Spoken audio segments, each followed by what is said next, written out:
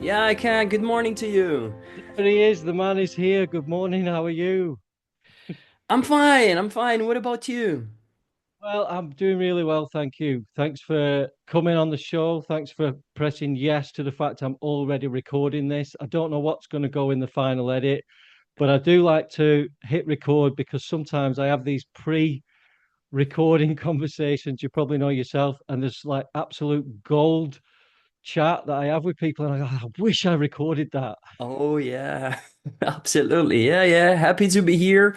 Happy to be recorded. And yeah, whatever. Like, I am really, really glad you invited me. So here we Well, are. it's a pleasure. Yeah, I mean, you're on the other side of the screen now. Normally, you're in the hot seat interviewing people for your podcast. So this is a switch around for you today. Yeah, it's a bit unusual, but somehow I'm getting used to it because people are like find interesting what I say, so they keep inviting me to share my views, my ideas. So I am getting used to being on the other side as well. Getting used to it now. So that's great. You're being invited on other people's podcasts to share Yeah, your ideas and stuff like that. I mean, I've got to say, this is a strange way to start the conversation, the fact that it's being recorded, because I do want to get to know you a little bit before we jump in really to the podcast. So I might just sure. I also I have a cat as well, and so if we get disturbed, I'm going to always do it. You know yourself, I'm going to chop out a little bit here and there and do some edits. So I just want to sort of Yeah, say, yeah, how you absolutely. doing. I just want to tell you as well where I came across your profile and your message. Sure, sure, yeah, that Well, would be interesting. and Yeah, well, it was in the summer, and you were doing a live presentation on LinkedIn about confidence, about speaking with confidence. And a lot of the messages that day were, you know, just overcoming the fear of making mistakes, not being perfectionist about the language, the fact that language is a tool of communication. It's not about having every single word in the right order and each preposition right. And it really resonated with me because I've been saying the same thing for years. I live in Spain. I've been learning Spanish for 14 years since I met my now Spanish wife in London. I found learning the language as an adult later in life. I found it incredibly challenging. I still do. Um, and when I moved to Spain, things really shifted in a way that, yes, I was in a country where the language was spoken, but I just didn't have the immersion that I wanted or needed. And that's because the job that I decided to do, or one of the only ones I could do, was be an English teacher, right? When I came here. So I was spending most of my time learning my own grammar to be able to teach it to a room full of Spanish professionals, right? What's the third conditional? What's the passive voice? I mean, stuff like this, we as native English speakers have no idea what that stuff is, right? So I went through this kind of weird couple of years of just not speaking Spanish at all, trying to get my head around my own language in order to be able to teach it. And so as the years went by, I just felt worse and worse about my Spanish confidence. I was in the shadow of other people all the time, showing screenshots of things to the shopkeeper if I wanted to buy a drill, a taladro. I would do the noise for it like taboo. I'd be like agujero en la pared para poner un cuadro. Like it would be like a child's game for me for years. And you know, I don't know that like the teaching system here in Spain. I thought nothing had changed. Like when I was teaching Spanish professionals in companies, it was just these fill the gap exercises. It was grammar, grammar, grammar. And the people in the room were just like they're just dead bored, and they weren't moving forward. And it wasn't until I don't know after the pandemic I started teaching for myself and creating my own materials and thought, I'm just going to get these people talking. I'm just going to talk to them and balance the corrections and not correct absolutely everything. Let's get them confident enough to just express themselves. And so when I saw your live presentation on LinkedIn, I thought this guy's saying exactly the same as me, and the reason it pricked my ears up really, and I sent you a voice message the same day saying, congratulations, that was awesome, and that's when I first connected with you back in the summer. Um, was because I'd not really seen anyone else saying this stuff. I'd basically seen a lot of the messaging that was out there seemed to be on the technicalities of the language, the the performing of it in a way, instead of the mindset behind overcoming that imposter syndrome, being able to be in a meeting and when people say, "Excuse me, sorry, what was that?" Not to immediately think that it's your fault and you've said anything wrong. Just there could be many other reasons why they said, "Excuse me, what was that?" You know, Yep. and so kind of that's where I am with things, and it basically gave me a real kind of boost of confidence. That, okay, I'm flagging a flag, I'm flying a flag here of something that's going to resonate with people, you know. So Yeah. Yeah, it's crazy. It's a great story, Richard. And I mean, I recognized myself in a lot of the things you've said because like it all started for me. It was a learning path, you know. I was actually a steep learning curve because I was there and I moved to a new country and soon I was asked to work in a new language, you know. So right, it's just I didn't have much choice, you know, and because I needed to be there, to be present, and to overcome all my doubts, all my fears in a way, you know. Then later on in life, I learned that you never really overcome fear. You just live with it and do the things that you want to do together with your fear. But that's a different story, right? I was too young then. But yeah, like the idea was, I was obsessed with perfection. You know, I had this idea that, okay, I am new here to the country, I'm new to the company. So if I want to work here, if I want to be heard, I need to be perfect. I need to have like this flawless grammar. So I'm gonna study it. And I remembered, when I was studying English back at school, as you were said, like this grammar drills, this focus on being perfect. So like you had the nightmare, the red pen, you know. So whenever you said something wrong, or whenever you wrote something wrong, which was more common because we didn't get much speaking, the red pen would come in and then you would stop doing things because, okay, I am just too frightened. And so all these things came back to my mind, when I was there. And then, like I said, okay, I want to perfect it. So I started studying a lot of grammar. Oh, no, no, I need to get that certification. Otherwise, it would be pointless for me to go there and even think that I could work, etc., etc. So these are the kind of things I was struggling with. And then, until like I got my certification, I got my language, and I was reading and everything. But then, you hit career stagnation, so you realize there's something different, So, and that's when I said, and that's when I thought, I said, okay, no, there is something above and beyond language, the words, the grammar that I need here, and that was the moment, the epiphany, in a way. right, And yeah, there were a few things. Like one of the things was hearing native speakers talking to each other and going, what, sorry, what? So I said, okay, so they don't get each other. They need to sure, repeat. So mm, why then should I think it's me?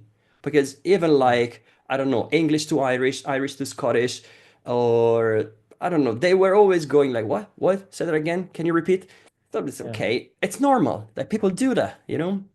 mm, And yeah, and then so that something clicked, and then I started observing people and the way they communicated, especially people I thought were like good communicators. And so I started learning and I started observing and absorbing, the way you use intonation, strategic pauses, your hands, your rhythm, all these sort of things that they never, never, never teach you in a, well, not at school, of course, but not mm, even in a standard English course, Say, sure, why? Why? So tell me, I want to know the secrets here. And so that mm. was, that was something that truly, truly changed my mind back then. Mm. And Uh, yeah, That's so a fascinating story. And just to let the listeners know, I can tell by your accent, the way you speak in English, and you've mentioned Ireland as well, but you do have an Irish twang, to use a colloquial expression. You know, how long were you in Ireland for?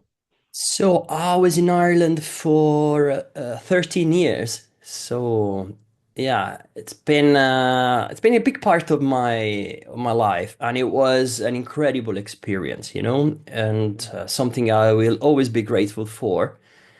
I wasn't planned, as many of these things happen. I just went there for a holiday, and then I ended up staying because I loved being there, and I loved the kind of challenge, you know, because it wasn't easy.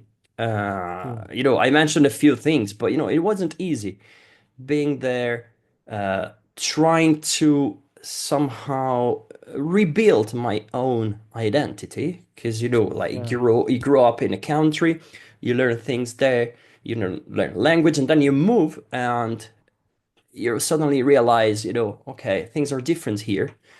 And then you mentioned the culture, the language, the relationships, the professional world was totally new to me because it was the first time I was actually working.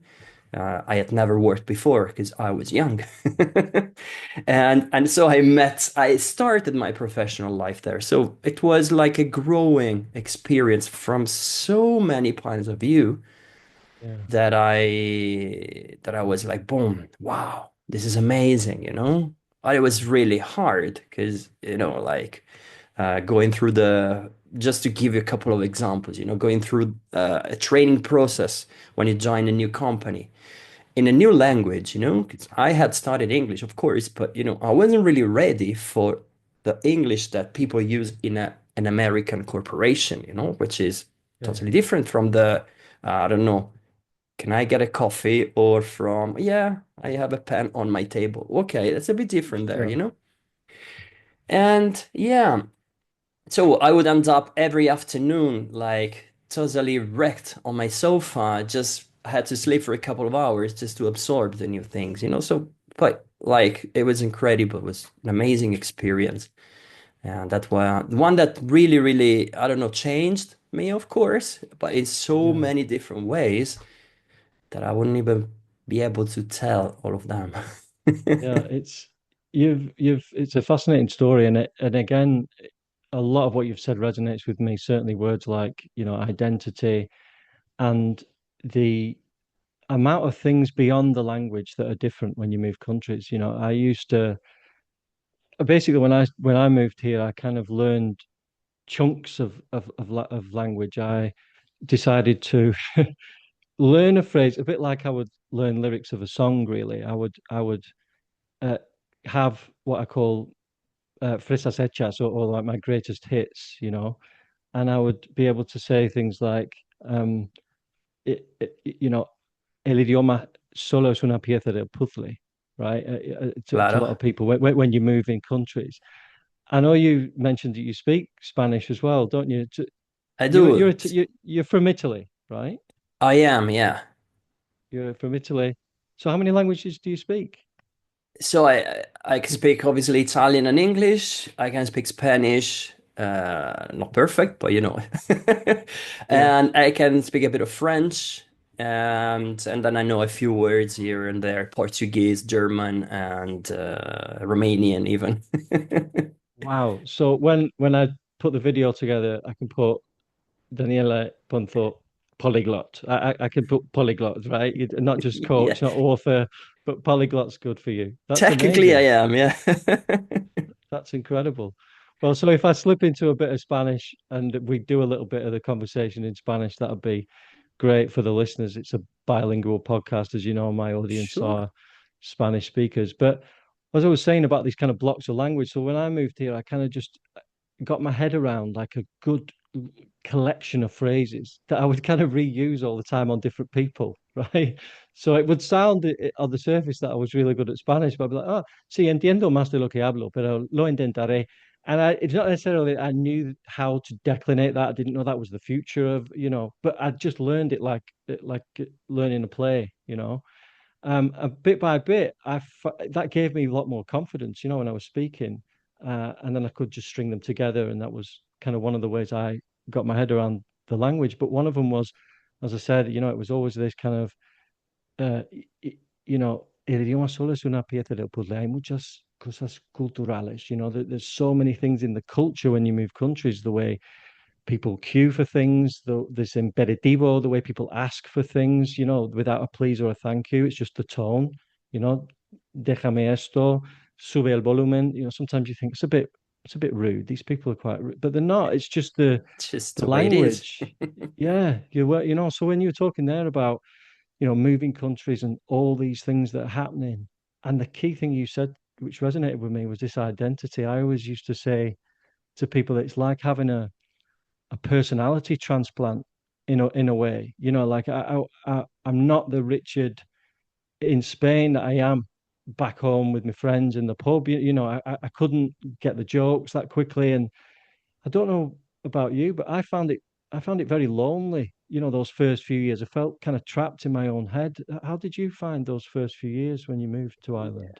Yeah, yeah, that was lonely. Yeah, I like the way you framed it because it hits you. Yeah, there is this amazing episode, Modern Family, right? Is a sitcom, and Sofia Vergara one day she gets frustrated because she's trying to explain something, and then she goes, "Do you even know how intelligent I am in Spanish?" Which is how all of us feel at some stage because you get frustrated, you want to say something. But obviously, you don't have the words, You feel like, okay, maybe I'm doing things wrong. And funny enough, well, not funny, but one moment I realized that was at a funeral in Ireland, Because all of a sudden I was completely out of context. And it was a dear friend of mine, his mom had passed away. And suddenly I didn't know what to say, Say, okay, what are the words for mourning, for sympathy in English? I didn't know. And sympathy, simpatia, it's one of the worst false friends that we have in the languages because you use simpatia in Italian for something nice, same in Spanish. But when it comes to English, sympathy is something that you say that you express when there is usually when there is something not good, So all of a sudden I was in a different world, and yeah, I had to figure things out, That was hard, and that's one moment that things hit me. Say, okay, I'm here. What am I doing here? Who am I? All these questions and this sense of loneliness, as you mentioned, it definitely hit me. Uh, yeah. Then, in time I learned, I watched, for example, a play, Finnegan's Wake, and I learned everything about Irish funerals, which is Yeah. something that truly helped, to absorb the culture and the way things work. So I could relax a bit. And as I was, again, absorbing new chunks of language, but also chunks of culture, like funeral, pub, or birthday, whatever. Everything is different and everything has a kind of code. The important thing is that something that truly helped me was also the idea that I wasn't doing it wrong. I was trying, and people would normally appreciate me for trying. It was all in my Sure. mind, say, oh no, I'm saying things wrong, and I can't possibly go to my friend and say this, and that, because that's what I would probably say in Italian, but it wouldn't work in English. Well, the fact is, it does work because you say it with intention, Later Yeah. on, you obviously correct and start saying things like properly, but at the beginning, it's normal, it's okay.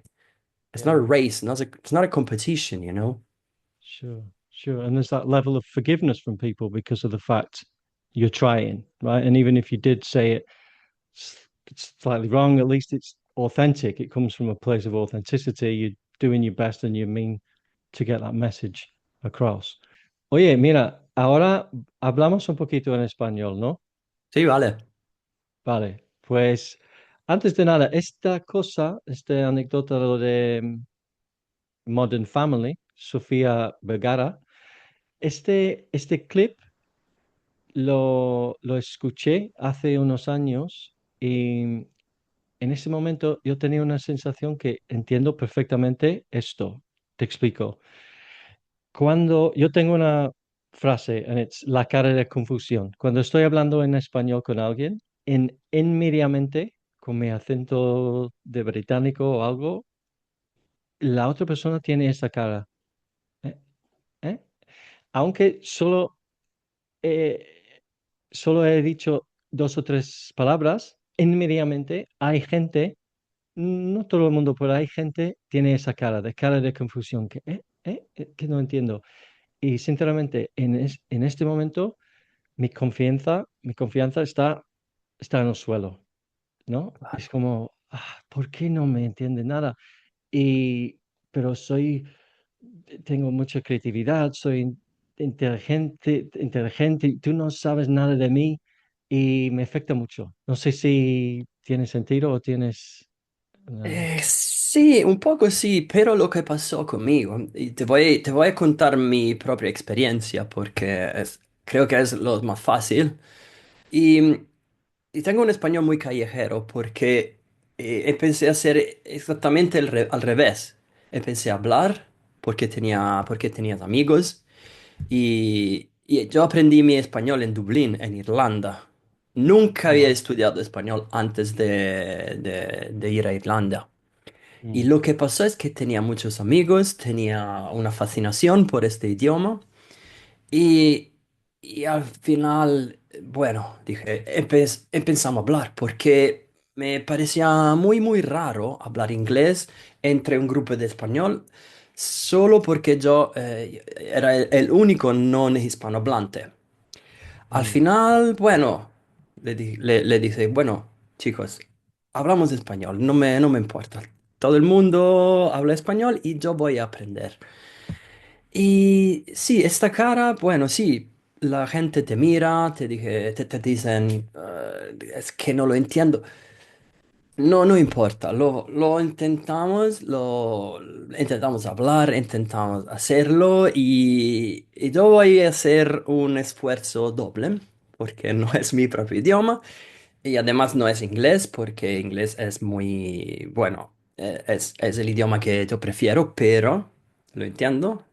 Vosotros sois español y españoles y yo no, pero lo voy a intentar. Y al mm, final nos pusimos en una situación, bueno, esos eran amigos, entonces era un poquito más fácil, pero eso me dio la confianza para utilizar español en el trabajo también.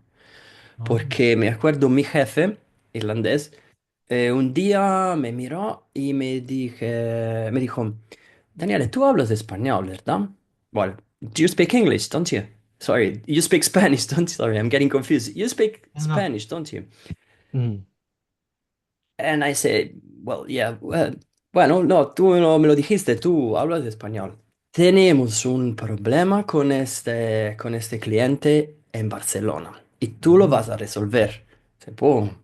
Y, es un problema de idioma porque yo le llamo, le hablo en inglés y él me contesta en español y no podemos comunicar. Al final nunca resolvimos el problema. Entonces, Daniel, tú lo vas a resolver. Es una posición nueva, un trabajo nuevo para mí. En mi carrera, bueno, le dije, bueno, sí, lo voy a resolver. Y entonces, muchísima imposter syndrome, el ya, síndrome del impostor, porque sí. imagínate, un idioma, el tercer idioma, vamos a intentar. Entonces lo llamé, hablamos y al final fue muy fácil porque, Sí, hablas castellano, hablas español, qué bien. Entonces claro. te voy a explicar el problema que tenemos y te voy a explicar lo que discutí con tu jefe antes, que no me entendió. Y ahora te lo explico y vamos a ver. Entonces encontramos una solución y Claro, todo el mundo fue feliz. claro. Y a mí, al empezar a hablar con amigos, entre un grupo, così me dio la confianza de poder utilizar Mm, español en el trabajo también. sí, y qué bien, que una anécdota preciosa. Y para mí es que la clave es hablar, es probar. Lo importante es comunicarse y si puedes dar el mensaje a la otra persona y la otra persona puede, volver el mensaje a ti, para mí es como tenis, ¿no? Es como, bueno, toque la pelota encima de la red y ya está. La perfección, no hay sitio para la perfección Claro. en comunicación, porque al fin y al cabo el idioma es una herramienta para conectar, para comunicar con alguien. Y hoy en día es súper interesante con inteligencia artificial y todo eso. De hecho, creo que he puesto en tu mensaje, en tu post hace una semana por ahí. Y después de una conversación como este, cuando yo pongo la de transcript en chat GTP, a veces yo digo, bueno, ¿hay nativos o hay un español o italiano que cuéntame? Bueno, hay dos personas hablando en inglés. Uno creo que es nativo. Yo. Oh, ok, pero ¿hay alguna manera o gramáticamente pueden mejorar su inglés? Sí, en estos ejemplos, ¿no? Es como hay un montón de maneras para decir la misma cosa. Entonces, para mí, las correcciones en una sesión o una clase con alguien, hay que tener cuidado con las correcciones, porque sí, si me dices, sí, yesterday I went to the airport on a taxi, vale, en vez de in a taxi, pero yo entiendo perfectamente how you got to the airport, and so this brings me really nicely onto the next thing I want to talk about. And thanks for talking in Spanish there on that bit. Your De Spanish nada. is No great. It's problem. interesting some of the things you did there. Me dijo, me dije. I do that all the time. The verbos pasados, I call them verbos pasados, muy pasados. They're super difficult and annoying for me. But it brings me nicely, really, onto what you do now. And we said before you worked in the world of IT for many years. And talk to us now about the transition of moving from that world into the world of languages, teaching, coaching languages. You've just written a book as well. I'm fascinated about that part of your journey. Right. Yeah, it's been a long journey, first of all. Yeah, so what happened was, yeah, I was in IT. I was there in a multinational company, but and I was working on different things, right? So I was a client-facing role, a service delivery, but then I transitioned into people management because I've always loved to challenge myself. I loved it back then. So I consider myself an introvert. And so to say, the best way to challenge myself is to work with people. But like the first time someone asked me to train people, it was a moment of revelation because it worked really well. Like I could connect with people. And someone gave me this like piece of feedback, which was which was amazing. They told me, Daniele, it's the first time that I sit with someone on a training, whatever, and it's the first time like after a few hours I already feel I can connect and it feels like I've been in this company for a while. And it was like Yeah. first or second day, you know? So thank you for, being so clear and thank you for being so empathetic in a way so that I wasn't going like, oh yeah, you do this and that's it. And if you don't do it well, there's someone else who can take your job, you know. It wasn't the way. So like I like being in people's shoes to learn how they're learning. And then so this is something that came natural to me. So that's when I decided to take the next move in my career and work with people. So I got into people management. I was helping the recruiting process, so I was hiring people and then training them. Then I was coordinating teams in like software projects, so automation project. I was responsible for coordinating software developers. So I was getting more and more into this sorts of people management, but also a bit of coaching and mentoring. I say coaching, and because a few years later, like a lot of people that started with me. then they moved into different roles, they progressed in their careers, and they came back to me thanking me for the precious advice at the very beginning. And people loved my style so much that they decided to become coaches themselves, you know? So Wow. it was like I was getting this, and I felt I was doing it through communication. So the way I was communicating, it was somehow making it easier for people to understand Mm. the language, of course, but also the phrases, the tone I used to use. The words I chose, the approach. So at some stage I decided, okay, I wanna match that with my passion for languages. Mm. And so I embarked in this journey of studying. At the time, I had decided to obviously get certified to teach English, so to get all Mhm. the techniques for teaching that I could also use at work. Mhm. But then, somehow I was feeling I was kind of losing my Italian, so I decided to also certify as an Italian teacher. And in the meantime, I decided to get also to study a bit more my Spanish. So it was a bit of a crazy period. All of this with a full-time job, But then it gave me just what I needed. So at some stage, I took an opportunity and I said, okay, so I'm transitioning from the corporate world into the world of teaching because that's I want Mm. to connect with people even more. And Wow. so it was a bit of a leap of faith in a way, but then I started my teaching career, so I had to sort of reinvent myself Mm. because it's something new. It was something new to me. So I had Sure. to start from scratch, back to square one. Yeah. Back So to square one. teaching children and teenagers, doing groups, taking groups on holidays, on summer camps. So I started from the because I wanted to work with all groups, with all ages. So from primary to adult, I wanted to cover the full spectrum Yeah. because one thing that when I talk to teachers, there's something you learn from each group, from every Mm. age group. So, for example, from children, you learn how to motivate learners because you have to be there. From teenagers, you learn how to be present there with them because they're looking for presence. So you can't Yeah. ask a teenager to do something if you're not willing to do it yourself first. So you Mm. have to be there.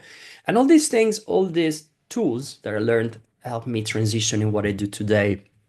Because at Right. some stage I said, okay, I have my corporate background and I did my bit of career there, so I know what it takes to I don't know, to go through a job interview, to lead a meeting, to travel to the other side of Europe and present in front of the customer, all these sort of things. Mm. And now I know how to teach the language because I did my, I don't know, 7 years, 8 years of teaching. So I Mm. decided to combine the two and create what I'm doing today. Right. And yeah, so it was again a leap of faith in a way, but it was a good one because this is what I like doing now, and I think what also helped me connect more with people. And a lot Right. of it goes in the book you mentioned, my easy English for IT. So I decided Right. to put all these ideas, these strategies, tools, techniques that people can use to start speaking. So Yeah. it's not another grammar book, of course. It's not Mm. a an English book because there's more than a million of them out there. Sure. So obviously I Sure. couldn't sort of compare, but at the same time, it's something that helps you with the practical side. So Yeah. you read a couple of pages and there is something that you can try yourself straight away just to get you speaking. And so, just to be clear for the listeners, so what you're doing now is you coach English to IT professionals predominantly. Instead, would you say there's a difference between a teacher and a coach? And what side of that line do you? No, I say coach because there's a lot of mindset work to do there, Mhm. and that's well, I wouldn't say like the main part of it, but it's surely a big part of it because Mm. I have people who come to me with a good level sometimes, So there's a lot of mindset work to do and a lot of coaching in a way, and Mm, also the way you approach like mistakes and errors, you know? So in a coaching way, meaning that we want to communicate. That's the first goal is communication. Then later on we refine. mm, So just to give the sort of confidence to people. sure. And Handle with care, as you said earlier. Handle with care. You said yeah, off exactly. camera, you know. Exactly. Handle with care in a way that you can't think like from day one, say you're a manager, you're a professional in your native language. You can't think that on day one you are the same in a different language. It's impossible. So Mm, you see, there's a lot of ego there at play. But it's normal sure. because as adults, we develop an ego. Mm, We are managers, we are developers, we're engineers, we are HR leaders in our native language. So I mm, want to be the same in English. Well, fact is, it's impossible to be exactly the same, but you hmm. need to find your own voice and, learn in a way and that you speak and that you really mean what you say. So that's the Mm, sort of things that I think are important. As mm, you see, there is a lot of mindset work. sure. And I love comparing it with children. Children are used to being wrong. Children are used to being told, do this, do that, but they don't care. Oops, I Yeah. was wrong. Yeah, I'll do it again. Or, Mm, wrong path. Okay, I'll take the other one. And there's yeah. no ego at play there. Okay. And it's much easier to learn at that stage because everything is new. You absorb, you try a million times. How many times you try to go on a bicycle? Yeah. Countless. How many times did you fall before actually learning to balance on a bike? So it's the same Absolutely. approach that I tell people that they should apply. I know you are an adult, you have your ego, you took like 30, 40 years to build that sort of character. Mm, You have your suits, you have your tie, and now in English, well, you have to accept that everything is new in a way. mm. So be there, go out there and play. That's all I can say. Yeah, it's a really good analogy that about the children on a bike and they're making mistakes. It's this often I hear the first word when I correct clients is sorry. As soon as you point that out, it's in the taxi, not on the taxi. Oh, sorry.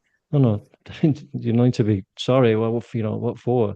Say thank you. If Exactly. anything, you've learned a lesson. Whereas kids don't do that. Kids will swim in the pool. Kids will try and get, and I think it's that shift, like you said, that work with.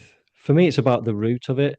La raíz, as they say in Spanish. Like, where does that come from? Often the schooling system. I know you're quite vocal about this as well. That kind of red pen culture, it's wrong. If it's not a 10 out of 10, don't say it at all. And that's very, very prominent here in Spain. And something you just said there about when you mentioned the identity we put on ourselves with our role, if it's a senior management role, you mentioned figures like 30 years in this, so presumably I think you work with people who are not Gen Z, right? I find one of the problems majorly in this country is I'm Gen X, and it's people kind of my age and around this age. Um, I'm in my mid 40s, and I see that impact of the trauma, right? They're in teams now with millennials or people that are a lot younger that have been brought through a kind of different education system, certainly more exposure to the language, YouTube, Facebook, that they didn't have as kids. And so therefore there's a lot of comparison that they make with other people in the meeting, oh, I'm just not going to, they speak better than me. And it's not that they always do speak better than them or they are better than them on paper. La diferencia es la confianza. Ellos tienen ganas de hablar. They don't mind as much. Do you Absolutely. find that with your clients? Yeah, yeah. I mean, it was part of my, when I sort of made that shift in my mind, and then I revisited all my history, and then I realized I was surrounded by people who didn't really care. They had a weak English grammar, they were making crazy mistakes, they were using, for example, translating Italian word by word just to speak up in a meeting. Mm. which at the time appeared terrible to me. But then, Yeah. a few years later, these people were managing international teams, were traveling around the world. They were, I don't know, leading this project. So, you see, it doesn't really matter because nobody really cared. They were just picking up. Yeah. And people actually remembered them. So, when a new position came up, they were the first to be invited. And then, then this sort of confidence that builds up, say, okay, there's a great job in that other company. So I'm going to leave this company and go to the other company. Boom, hired, no Yes. problem. And the English, who cares, It was okay, meaning that he was communicating, she was communicating, they were communicating, and it was fine. So Yeah. they see, then I was like, I was sitting there saying, of course, it was always like this. It was just me. I couldn't see it because I was focusing on the wrong thing. I was focusing on the mistakes, on the language, which is it's not the way, it's just speak. And then yeah, oh, I made a mistake. Okay, sorry guys. I just want to give you this. This is my idea. So I'm gonna say it anyway. I'm gonna say it Exactly. anyway, and I'm gonna repeat it until I get my message across. And that was it's perfectly fine. Nobody really Absolutely. cared. Absolutely. Nobody really cares. I think that's a beautiful way to wrap up the conversation today because I think feel the fear, speak up anyway. Nobody's looking for your mistakes. They're looking for clear, confident communication. All they want to do is understand your message. And also, I say to people, especially senior executives, C-suite level clients, is I say to them, look, in that situation, you are the expert. Like they're in that meeting because you've got 20 years experience on that particular subject. You're running a company with X amount of employees. You don't need to prove to them that you're clever. You don't need to prove anything. They're there to hear your message, and that's it. So in the taxi, on the taxi, happy days, totally understood how you got to the airport, you know. So on that note, please give us your I'll put some links in the show notes anyway, but where can the listeners find you? And give us the name of your book. Where can they buy that? And Yeah, yeah, let's. so absolutely. So people can find me mostly on LinkedIn Mhm. because I just love sharing things there, and it allows me to connect to people. So you find Daniele Ponzo on LinkedIn for daily posts. Also on my website, which is danieleponzo.com, where I share tips. There's a blog there where I expand on some of the ideas that I have just discussed. Also, some free resources for people who want to start speaking straight away. And yeah, the name of my book is Easy English for IT. It's a it's a book in English for tech experts who need to Okay. use English for their career, for work, to connect, to expand their opportunities. Hmm. So you can find it on Amazon. You can either search for Easy English for IT or for my name, and it will surely appear. And there's a paperback or ebook version that you can get. But yeah, it's Fantastic. there.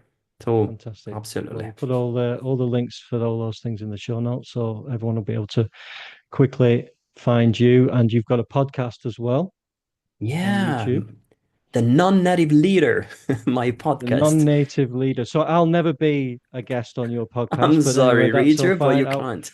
I won't take it. I won't take it to heart. That's fine. But that's a really interesting podcast, non-native leader podcast. And tell us a little bit about that before you Yeah, go. so it's about stories of professionals who work in an international context, international environment.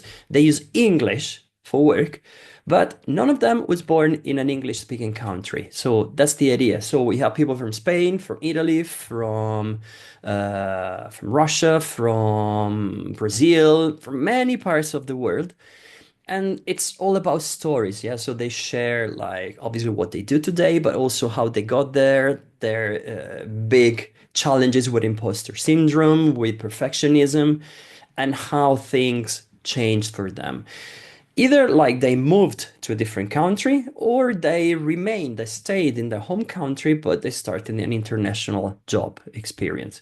And yeah, so I love talking to people.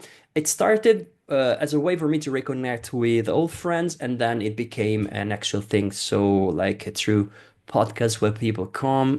Sometimes I invite people, sometimes people ask me to be guests, and I love doing it. It's something that really rewarding. I love listening to stories and I love sharing people's stories just to prove that yes, we can do it. It can be done, you know?